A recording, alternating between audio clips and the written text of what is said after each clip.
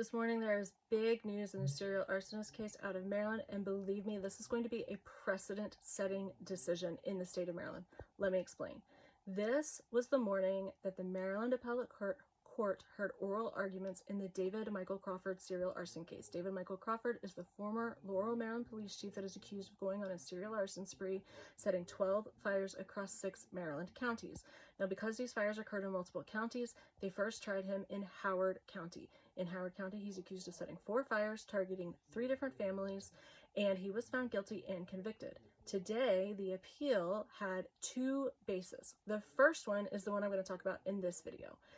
That appeal basis was that because the prosecution presented a hit list that David Crawford had created in his phone that included not just the 4 fires in Howard County, but also an additional 8 fires that occurred in other counties, they introduced testimony and evidence in the trial that linked David Crawford to those people and the fires that had occurred at their homes. In addition, there was 2 other names on the list for they had not had fires, but David Crawford had some negative interactions with these people that might have suggested that based on the presence of this list and what happened to the other people on the list, that those people were perhaps future victims.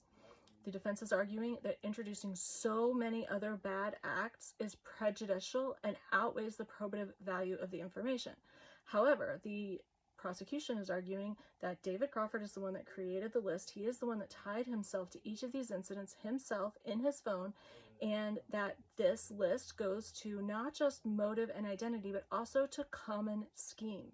So the thing that the appellate court asked for, which is also the same thing that the trial court asked for when the initial objection was raised, was, is there any precedent in the state of Maryland that specifically limits the number of prior bad acts that can be admitted in court, especially when we're dealing with a case that has to do with common scheme and it occurs over multiple counties? And there is no previous decision, there's no previous court law, there's nothing to set a precedent in this case. So whatever the justices decide, it's going to set a precedent.